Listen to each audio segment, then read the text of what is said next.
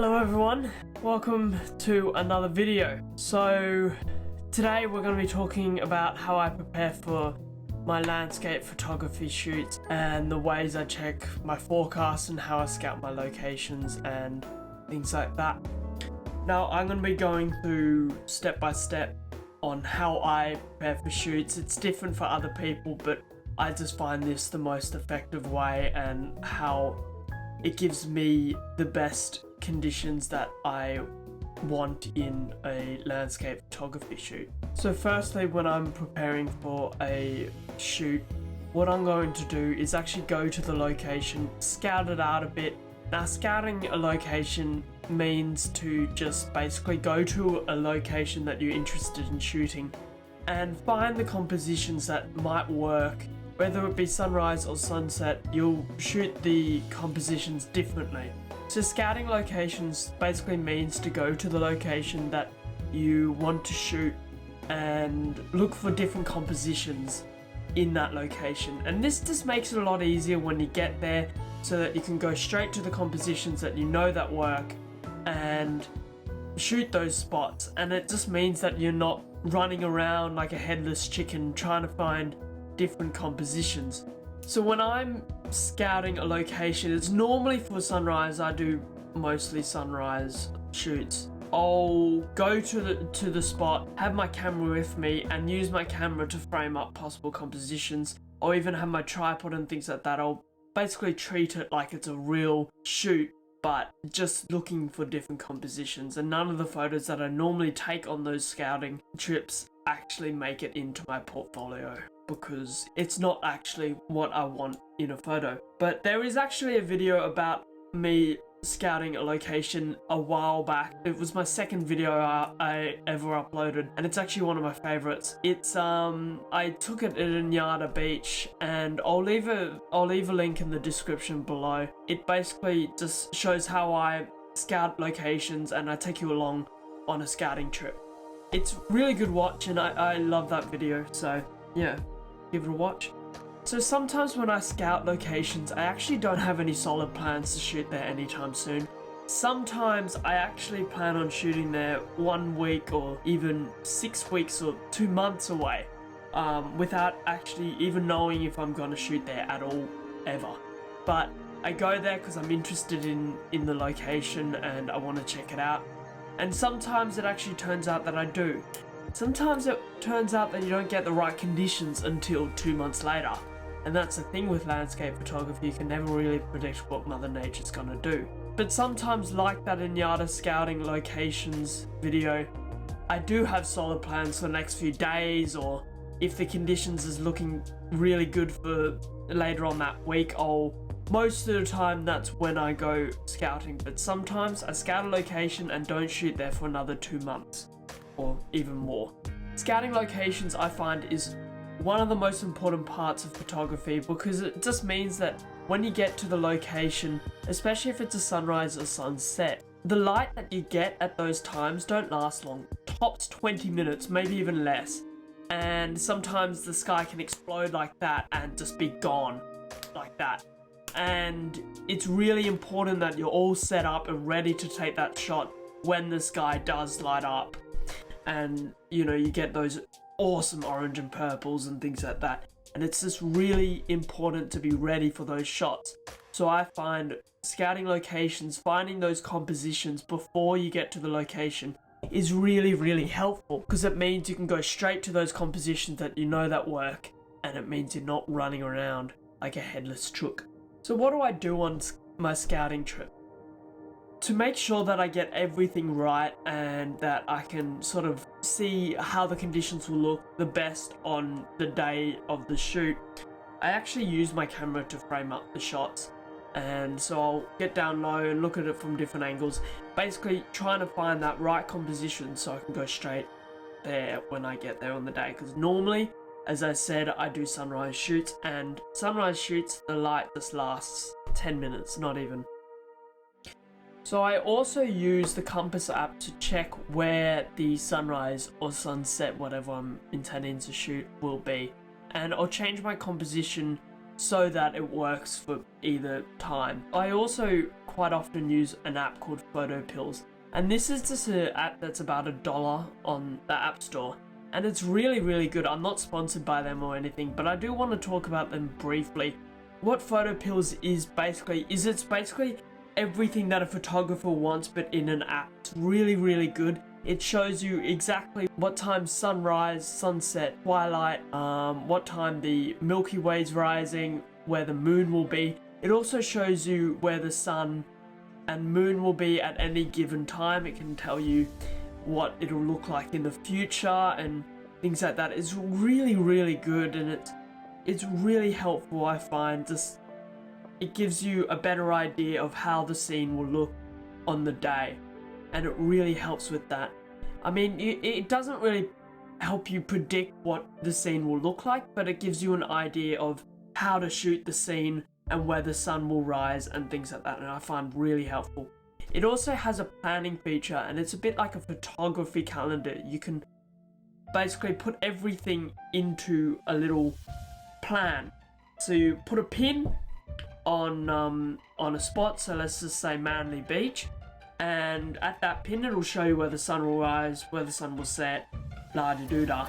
And you can also save that plan and go back to it and keep looking at it. And it's like having a little bit of a calendar on your phone. I actually find once you get into that, it's really, really helpful. Now, forecast. How do I check the forecast? I use an app called windy.com. Not sponsored again.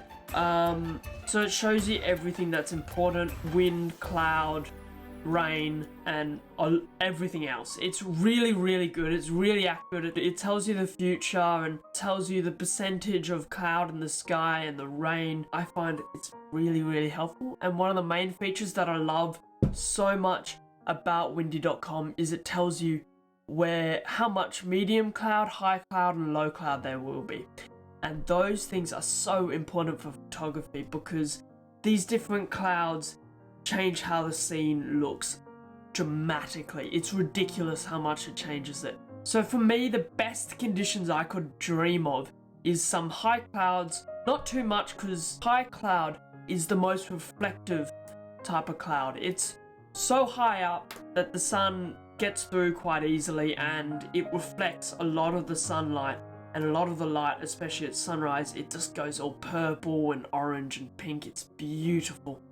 And then medium cloud is reflective. It's not as reflective because it can block out the sun if there's a lot of it, and it can be really annoying when that happens.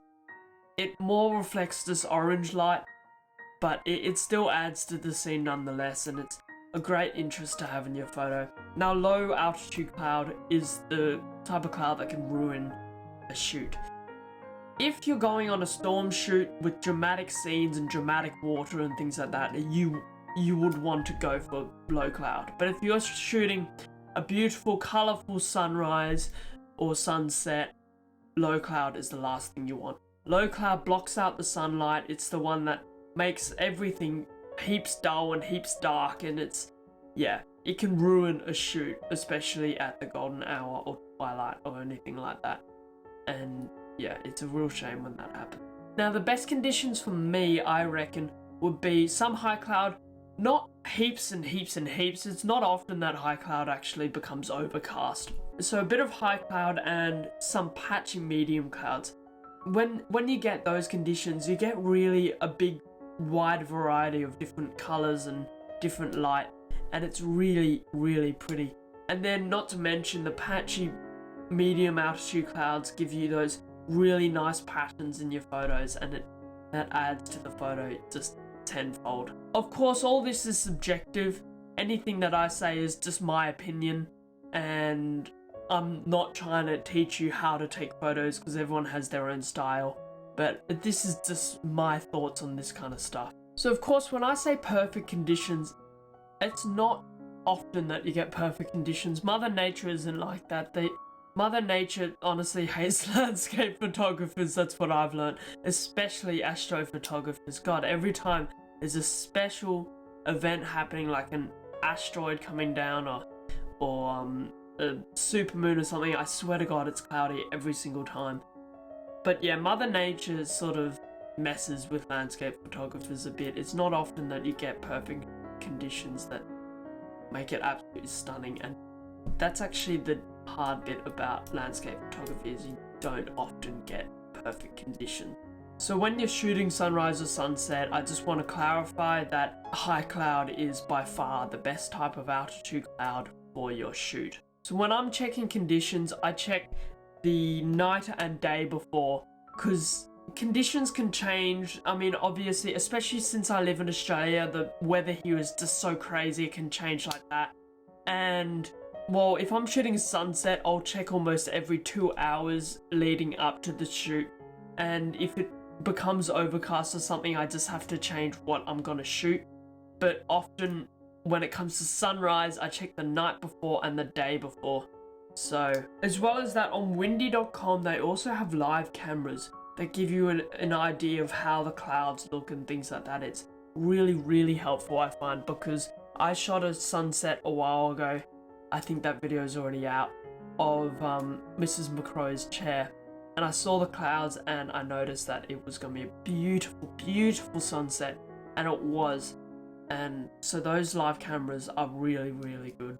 So I want to talk briefly about the gear and how I prepare my gear the night before.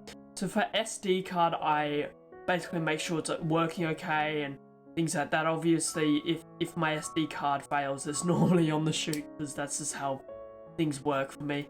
And I also make sure it's formatted so it doesn't fill up on the shoot, which I haven't filled up a 32GB SD card in probably, well, I don't think I've ever done that. I also make sure that my batteries are fully charged, because there's nothing worse than getting onto a shoot and finding that your batteries are just halfway full and that they go empty, because sometimes you're doing a lot of long exposures and they take a lot of battery power, and often at sunrise it's really cold, and that cold weather takes away from the charge of the battery, and it actually might be worth it just putting it in a pocket or something against your chest or something to keep them warm. When I'm preparing, I also make sure everything is downstairs by the door, so that all I have to do is pick up the bag and head out. This is just so that you're not fuffing about in the morning of the shoot or the evening of the shoot, because light can change so quickly. And the thing is, when you're shooting a sunrise or sunset, it's best to be there about an hour before, just so that you can shoot that pre-dawn or pre-dusk light. I normally find, especially for pre-dawn, that that's when you normally get the most beautiful photos, because you don't have those really harsh highlights of when the sun comes up in the sky and things like that. And I find that pre-dawn light is by far the best kind. Okay, so I just want to briefly talk about tripods as well. When I'm on a sunrise shoot especially, I always use my tripod whenever I'm on a shoot, but I always especially take my tripod on a sunrise shoot, because if you're shooting pre-dawn, it's not often that you have enough light to do it at 1/60th of a second or to 1/200th of a second. You never can.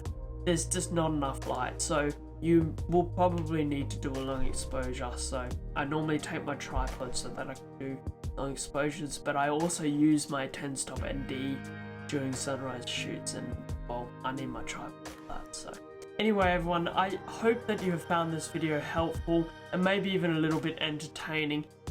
Be sure to leave a little bit of constructive feedback in the comments below.